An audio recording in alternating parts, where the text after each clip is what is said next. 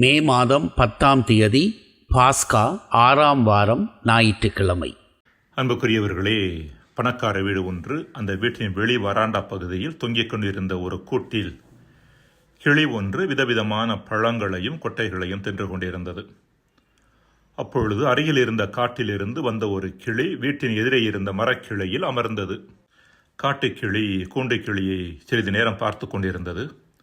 கூண்டுக்கிளியானது வீட்டில் உள்ள நபர்களோடு 3 மொழிகளில் உரையாடியது. அதற்கு பிடித்த உணவுகள் தரப்பட்டன. காட்டிலிருந்து வந்த கிளி கூண்டுக்கிளியை பார்த்து, உன்னை பார்த்தால் எனக்கு பொறாமையாக இருக்கிறது. உனக்கு விதவிதமான உணவுகள் கொடுக்கப்படுகின்றன. வருவோர் போவோர் எல்லாம் உனக்கு முக்கியத்துவம் கொடுத்து உன்னோடு உரையாடுகிறார்கள். நீயும் அவர்களோடு 3 மொழிகளில் உரையாடுகிறாய் என்றது. அதற்கு கூண்டுக்கிளி, மேலோட்டமாக தெரிவதை உண்மை என்று நினைத்து ஏமாந்து விடாதே. இந்த காரியங்கள் எனக்கு மகிழ்ச்சியை கொடுக்கின்றன என்று நினைத்து விடாதே.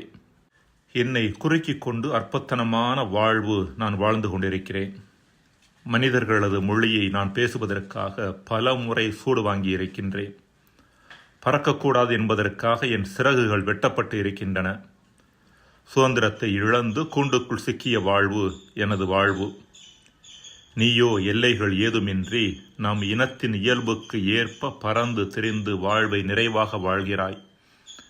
உன்னை பார்க்கின்ற பொழுது உன்னைப் போல நான் இல்லையே என்ற ஏக்கம் என்னிடம் உண்டு என்று சொன்னதாம்.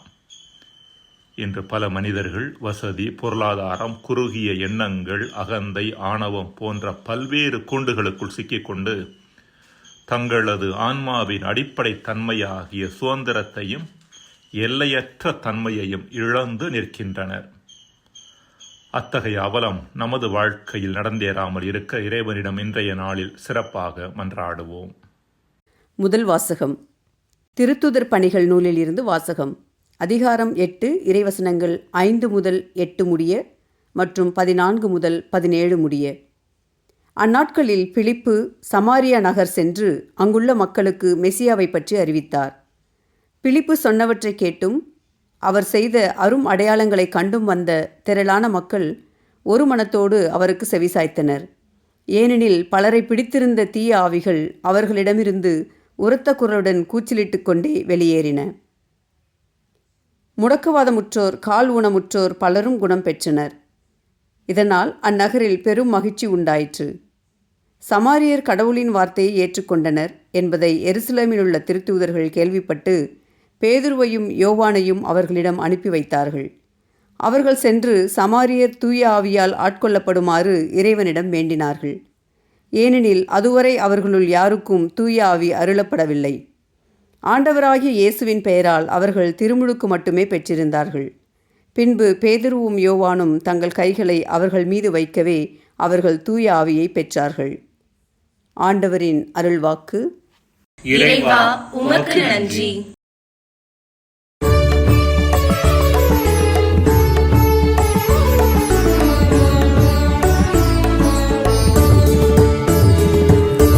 அனைத்துலகோரே கடவுளை போற்றியார் பரியங்கள். அனைத்துலகோரே கடவுளை போற்றியார் பரியங்கள். போற்றியார் பரியங்கள். அனைத்துலகோரே கடவுளை போற்றி ஆர்ப்பரியுங்கள். அவரது பெயரின் மாட்சியை புகழ்ந்து பாடுங்கள். அவரது புகழை மேன்மைப்படுத்துங்கள். கடவுளை நோக்கி உம் செயல்கள் எவ்வளவு அஞ்சத்தக்கவை என்று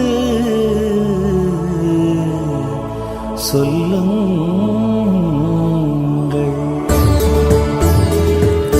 அனைத்துலகோரே கடவுளை போற்றியார் பரியங்கள்.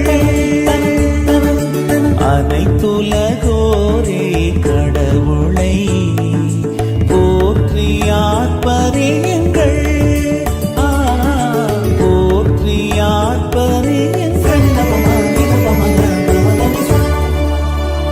அனைத்துலகோர் உம்மை பணிந்திடுவர்.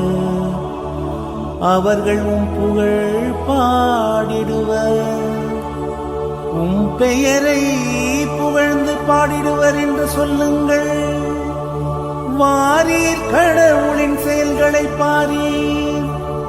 அவர் மானிடரிடையே ஆற்றி வரும் செயல்கள் அஞ்சுதற்கு உரியவை. அனைத்துலகோரே கடவுளை போற்றி ஆர்ப்பரியுங்கள்.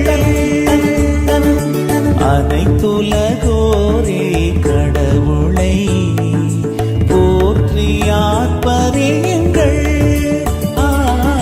போற்றி ஆர்ப்பரியுங்கள். கடலை உலர்ந்த தரையாக அவர் மாற்றினார். ஆற்றை அவர்கள் நடந்து கடந்தார்கள். ஆங்கே அவரில் நாம் அகமகிழ்ந்தோம். அவர் தமது வலிமையால் என்றென்றும் அரசாள்கிறார்.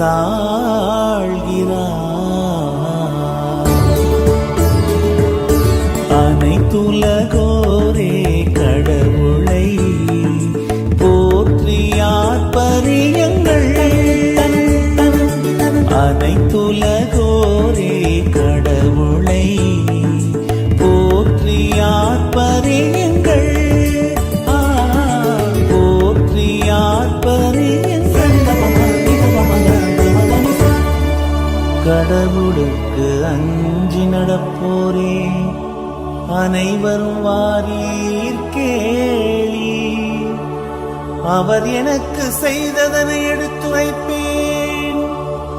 என் மன்றாட்டை புறக்கணியாத கடவுள் போற்றி. தம் பேரன்பை என்னிடம் இருந்து நீக்காத இறைவன் போற்றி. அனைத்துலகோரே கடவுளை போற்றி ஆர்ப்பரியுங்கள். அனைத்துலகோரே கடவுளை போற்றி ஆர்ப்பரியுங்கள். போற்றி ஆர்ப்பரியுங்கள்.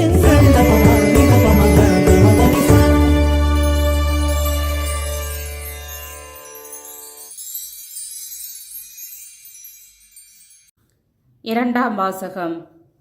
தூய பேதுரு எழுதிய முதல் திருமுகத்தில் இருந்த வாசகம். அதிகாரம் 3, இறை வார்த்தைகள் 15-18 முடிய. அன்பிற்குரியவர்களே, உங்கள் உள்ளத்தில் கிறிஸ்துவை ஆண்டவராக கொண்டு அவரை தூயவர் என போற்றுங்கள். நீங்கள் எதிர்நோக்கி இருப்பதை குறித்து யாராவது விளக்கம் கேட்டால் விடையளிக்க நீங்கள் எப்பொழுதும் ஆயத்தமாயிருங்கள். ஆனால் பணிவோடும் மரியாதையோடும் விடையளியுங்கள். உங்கள் மனச்சான்றும் குற்றமற்றதாயிருக்கட்டும். அப்பொழுது உங்கள் கிறிஸ்துவ நன்னடத்தையை பழிக்கிறவர்கள் உங்களை இழிவாக பேசியதை குறித்து வெட்கப்படுவார்கள். ஏனெனில் தீமை செய்து துன்புறுவதை விட கடவுளுக்கு திருவுளமானால் நன்மை செய்து துன்புறுவதே மேல். கிறிஸ்துவும் உங்கள் பாவங்களின் பொருட்டு ஒரே முறையாக இறந்தார். அவர் உங்களை கடவுளிடம் கொண்டு சேர்க்கவே இறந்தார். நீதியுள்ளவராகிய அவர் நீதியற்றவர்களுக்காக இறந்தார். மனித இயல்போடு இருந்த அவர் இறந்தார் எனினும் ஆவிக்குரிய இயல்பு உடையவராய் உயிர் பெற்றெழுந்தார். ஆண்டவரின் அருள்வாக்கு. இறைவா உமக்கு நன்றி. நற்செய்தி வாசகம். மற்றுமொரு துணையாளரை உங்களுக்கு தருமாறு நான் தந்தையிடம் கேட்பேன். தந்தை அவரை உங்களுக்கு அருள்வார். யோவான் எழுதிய தூய நற்செய்தியிலிருந்து வாசகம். அதிகாரம் 14 வசனங்கள் 15-21 வரை. அக்காலத்தில் இயேசு தம் சீடரை நோக்கி கூறியது: நீங்கள் என் மீது அன்பு கொண்டிருந்தால் என் கட்டளைகளை கடைப்பிடிப்பீர்கள். உங்களோடு என்றும் இருக்கும்படி மற்றும் ஒரு துணையாளரை உங்களுக்கு தருமாறு நான் தந்தையிடம் கேட்பேன். தந்தை அவரை உங்களுக்கு அருள்வார். அவரே உண்மையை வெளிப்படுத்தும் தூய ஆவியார். உலகம் அவரை ஏற்றுக்கொள்ள இயலாது, ஏனெனில் அது அவரை காண்பதில்லை, அறிவதும் இல்லை. நீங்கள் அவரை அறிந்திருக்கிறீர்கள், ஏனெனில் அவர் உங்களோடு தங்கியிருக்கிறார், உங்களுக்குள்ளும் இருக்கிறார். நான் உங்களை திக்கற்றவர்களாக விடமாட்டேன், உங்களிடம் திரும்பி வருவேன். இன்னும் சிறிது காலத்தில் உலகம் என்னை காணாது, ஆனால் நீங்கள் என்னை காண்பீர்கள். ஏனெனில் நான் வாழ்கிறேன், நீங்களும் வாழ்வீர்கள். நான் தந்தையுள்ளும் நீங்கள் என்னுள்ளும் நான் உங்களுள்ளும் இருப்பதை அந்நாளில் நீங்கள் அறிந்து கொள்வீர்கள். என் கட்டளைகளை ஏற்று கடைப்பிடிப்பவர் என் மீது அன்பு கொண்டுள்ளார். என் மீது அன்பு கொள்பவர் மீது தந்தையும் அன்பு கொள்வார். நானும் அவர் மீது அன்பு கொண்டு அவருக்கு என்னை வெளிப்படுத்துவேன். ஆண்டவரின் அருள்வாக்கு. கிறிஸ்துவே உமக்கு புகழ். பிரியமானவர்களே, புனித லூக்காவால் எழுதப்பட்ட திருத்தூதர் பணி நூலுக்கான இன்னொரு பெயர் தூய ஆவி நூல், the book of the holy spirit. காரணம், இந்நூலில் குறிக்கப்பட்டுள்ள அத்தனை நற்செயல்களுக்குமான, அது நற்செய்தி அறிவிப்பாக இருக்கலாம், அல்லது குணம் கொடுத்த நிகழ்வாக இருக்கலாம், அல்லது மனமாற்றமாக இருக்கலாம், இத்தகைய அத்தனை செயல்களுக்குமான பின்புலமாக இருப்பவர் தூய ஆவியார். பேதுரு, யாக்கோபு, யோவான், பவுல் போன்ற திருத்தூதர்கள் வழியாகவும், ஸ்தேவான், பிலிப்பு போன்ற திருத்தொண்டர்கள் வழியாகவும், மேலும் ஏனைய சீடர்கள் வழியாகவும் செயல்பட்டு தொடக்க திரு அவை பரந்து விரிந்த அளவில் வளர்வதற்கான முக்கிய காரணியாக விளங்கியவர் தூய ஆவியார். திருத்தூதர் பணி நூலில் மட்டும் தூய ஆவி என்கின்ற வார்த்தை 49 முறை வருவது குறிப்பிடத்தக்கது.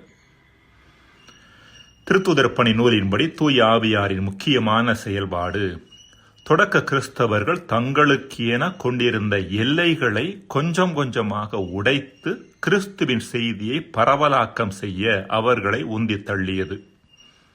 தொடக்க நிலையில் இயேசுவின் பணி, இறப்பு மற்றும் உயிர்ப்பு செய்தி யூதேயா மற்றும் கலிலேயாவிற்குள் வாழ்ந்த ஒரு சிலருக்கு மட்டுமே தெரிந்திருந்தது. அவ்வாறு தெரிந்தவர்களில் ஒரு சிலர் மட்டுமே இயேசுவை மெசியாவாக ஏற்றுக்கொண்டு அவர் கொண்டு வந்த மீட்பை தமதாக்கினர். பெந்தகோஸ்து நாளின் பொழுது இந்த எல்லை கொஞ்சம் விரிவடைந்தது. யூதேயாவிற்கு வெளியே இருந்த நாடுகளான மெசபத்தோமியா, கப்பதோக்கியா, போந்து, ரோமை போன்ற நகரங்களில் இருந்து எருசலேமிற்கு வந்திருந்த யூதர்கள் திருத்தூதர்களின் போதனை மூலம் இயேசுவை பற்றி அறிய வந்தனர்.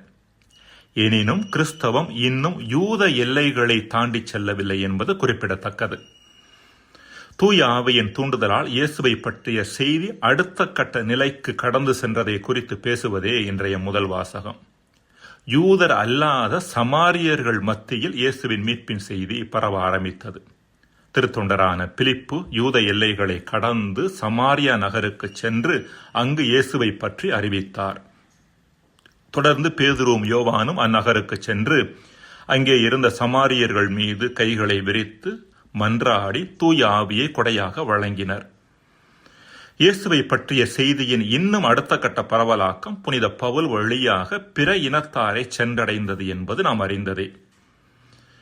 இவ்வாறு தூய ஆவியானவர் திருத்தூதர்களையும் திருத்தொண்டர்களையும் கொஞ்சம் கொஞ்சமாக தூண்டி எழுப்பி இயேசுவின் நற்செய்தி பல்வேறு எல்லைகளை கடந்து உலகின் கடையெல்லையை சென்றடையக்கூடிய வகையில் செயல்பட்டார். திருத்தூதர் பணி நூலை உற்று நோக்குகின்ற பொழுது தொடக்க கிறிஸ்தவர்கள் தங்களின் புற எல்லைகளை மட்டுமல்ல அக எல்லைகளையும் கடந்து செல்ல தூய ஆவி அவர்களுக்கு உதவினார் என்பதை நம்மால் பார்க்க முடிகின்றது. உதாரணமாக, பிற இனத்தவர்களில் யாரெல்லாம் இயேசுவில் நம்பிக்கை கொண்டார்களோ அவர்கள் அனைவரும் ஏனைய யூதர்களைப் போல விருத்த சேதனம் செய்து கொள்ள வேண்டும் என்று ஒரு சில கிறிஸ்தவர்கள் பிற இன நம்பிக்கையாளர்களை கட்டாயப்படுத்தினர். மேலும் யூத முறைமைகளையும் யூத கட்டளைகளையும் பிற இன கிறிஸ்தவர்கள் கடைபிடிப்பது அவசியமானது என்று இவர்கள் வலியுறுத்தினர். இவர்கள் பரிசேய கிறிஸ்தவர்கள் என்ற குழுவை சார்ந்தவர்கள். திருத்தூதர்களில் ஒரு சிலர் கூட இவர்களுக்கு உடந்தையாக இருந்தனர். வேறு வகையில் சொல்லப்போனால், பரிசேய கிறிஸ்தவர்களும் திருத்தூதர்களில் ஒரு சிலரும் ஒரு பக்கம் இயேசுவில் நம்பிக்கை கொண்டாலும் இன்னொரு புறம் பழைய யூத மனநிலையிலிருந்து அவர்கள் வெளியே வரவில்லை. பழைய ஆடையில் புதிய துணியை ஒட்டுப்போட முனைந்தனர். இரண்டும் கிழிந்துவிட வாய்ப்பு உண்டு என்பதை அவர்கள் அறியவில்லை. இந்த சூழ்நிலையில் தூய ஆவியானவர் புனித பவுல் மற்றும் பர்னபா ஆகியோர் வழியாக செயல்பட்டு பழைய யூத மனநிலையிலிருந்து மேற்கண்டவர்கள் வெளிவர உதவினார் என்று சொன்னால் அது மிகையல்ல. எருசலேம் திருச்சங்கத்தின் பொழுது விருத்த சேதனம், யூத முறைமைகள் ஆகியவற்றிற்கு கொடுக்கப்பட வேண்டிய அழுத்தம் குறைக்கப்பட வேண்டும் என்ற முடிவு எடுக்கப்பட்டது குறிப்பிடத்தக்கது. இன்றைய நற்செய்தியில் இயேசு உண்மையை வெளிப்படுத்தும் தூய ஆவியார் என்று தூய ஆவியாரை பற்றி குறிப்பிடுகின்றார். மேலும் உண்மையை வெளிப்படுத்தும் தூய ஆவியார் வரும்பொழுது அவர் முழு உண்மையை நோக்கி உங்களை வழிநடத்துவார் என்றும் இயேசு கூறுவது குறிப்பிடத்தக்கது. யோவான் 16:13. அன்பிற்குரியவர்களே, உண்மை என்பது நாம் சிக்கி கிடக்கும் எல்லைகளுக்கு அப்பால் காண கிடப்பது. திருத்தூதர்களைப் போல அக மற்றும் புற எல்லைகளை உடைத்து பயணிக்கின்ற திராணி யாரிடம் இருக்கின்றதோ அவர்கள் மட்டுமே தூய ஆவியாரின் செயல்பாட்டை கண்டுகொள்ள முடியும். அந்த தூய ஆவி வழங்குகின்ற உண்மையையும் பெற்றுக்கொள்ள முடியும். இந்த உண்மை மட்டுமே நமக்கு விடுதலையை வழங்க முடியும். யோவான் 8:32. இன்று நம்மில் பலர் பணம், வசதி, ஜாதியம் போன்ற பல்வேறு எல்லைகளுக்குள் சிக்கி கிடக்கின்றோம். இதை தாண்டி வந்து உண்மையை கண்டுகொண்டு அதன் உதவியோடு நமது வாழ்வை விடுதலை வாழ்வாக அமைத்துக் கொள்வதற்கான தூண்டுதலை தூய ஆவி ஒவ்வொரு நாளும் நமக்கு தந்து கொண்டே இருக்கின்றார். மன்றாடுவோமாக. இறைவா, எல்லையற்ற உம்மை உணரும் பொருட்டு எங்களின் எல்லைகளை உடைக்க எங்களுக்கு வரம் தருவீராக. ஆமேன்.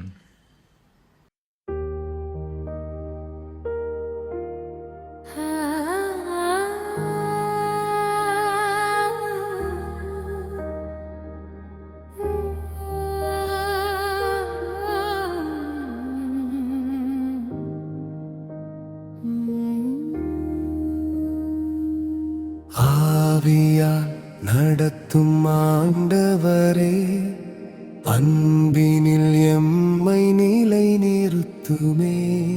உம் கட்டளையை காக்கும் வாழ்வில் உம் சமாதானம் பொழியட்டுமே. ஆவியால் நடத்தும் ஆண்டவரே, அன்பினில் எம்மை நிலை நிறுத்துமே. உம் கட்டளையை காக்கும் வாழ்வில் உம் சமாதானம் பொழியட்டுமே.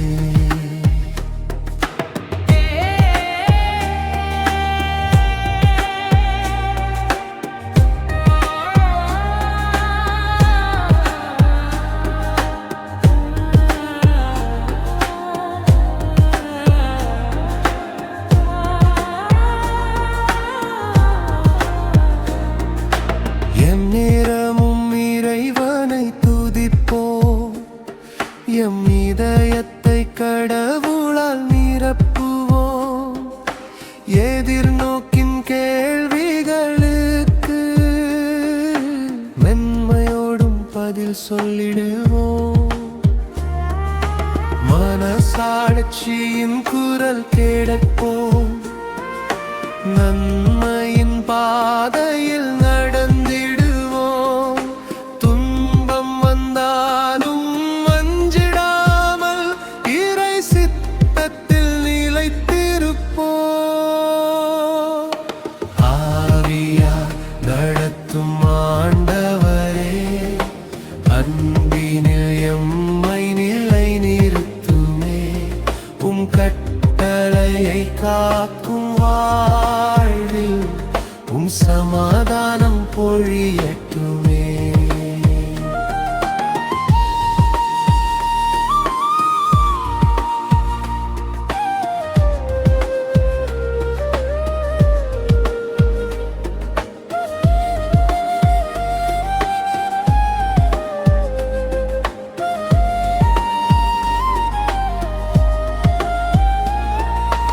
என்னை நேசித்தால் கட்டளை காப்பீர் என்று ஆண்டவர்